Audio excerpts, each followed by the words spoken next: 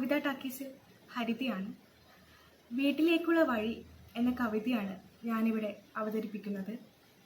കവിതയുടെ പേര് പോലെ തന്നെ വീട്ടിലേക്കുള്ള വഴി. വീട്ടിലേക്ക് പോകുന്ന വഴിയിൽ തന്നെയാണ് ഞാൻ ഈ കവിത എഴുതുന്നത്. കുറേ നാളുകൾക്ക് ശേഷം ഞാൻ ട്രെയിനിൽ വീട്ടിലേക്ക് വരികയാണ്. ആ കാലഘട്ടം എന്ന് പറയുന്നത് കൊറോണ സമയമാണ്. കൊറോണ സമയത്ത് നമുക്കറിയാം, മാസ്ക് ഇട്ട് വീർപ്പ് മുട്ടിക്കൊണ്ടുള്ള യാത്രകളാണ് നമ്മളെല്ലാവരും നയിച്ചിരുന്നത്. തൊട്ടിരിക്കാനോ പരസ്പരം സംസാരിക്കാനോ ഒന്നും നമുക്ക് സാധിച്ചിട്ടുണ്ടായില്ല. വീട്ടുതടങ്കലിൽ നമ്മൾ എത്രയോ ദിവസങ്ങൾ തള്ളി നീക്കിയിട്ടുണ്ട്. അങ്ങനെ ഇരിക്കെ കുറേ നാളുകൾക്ക് ശേഷം ഞാൻ വീട്ടിലേക്ക് വരികയാണ്. അപ്പോൾ വീട്ടിലേക്ക് വരുമ്പോൾ എനിക്കുണ്ടായ ഓരോ അനുഭൂതികളും സന്തോഷങ്ങളുമാണ് ഞാൻ വീട്ടിലേക്കുള്ള വഴി എന്ന കവിതയിലൂടെ എഴുതിയത്.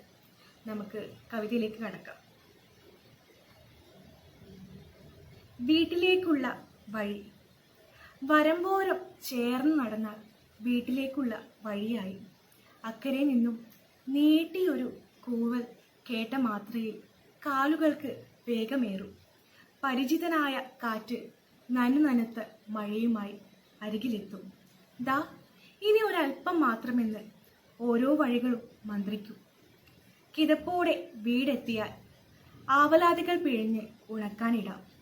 മാസ്കിനെ ഊരിയെറിഞ്ഞ് വിയർപ്പിനെ തുടച്ചു കളയാം. അഴിച്ചിട്ട കൈലി എടുത്തെടുത്ത് ആഞ്ഞൊരു നെടുവീർപ്പിടാം. അഴിച്ചിട്ട കൈലി എടുത്തെടുത്ത് ആഞ്ഞൊരു നെടുവീർപ്പിടാം. വാതിലുകൾ ചേർത്തടച്ച് വിഴുപ്പു ചുമക്കുന്ന മുറികളെ തുറന്നിടാം. കിടക്കയോരം പടർന്നു കയറി ഉറക്കത്തിനെ ചേർത്തണയ്ക്കാം.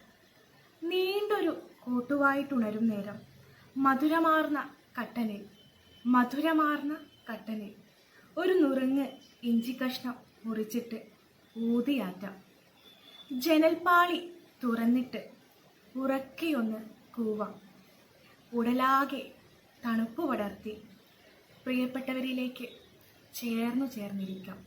ഉടലാകെ തണുപ്പ് പടർത്തി പ്രിയപ്പെട്ടവരിലേക്ക് ചേർന്നിരിക്കാം. നന്ദി.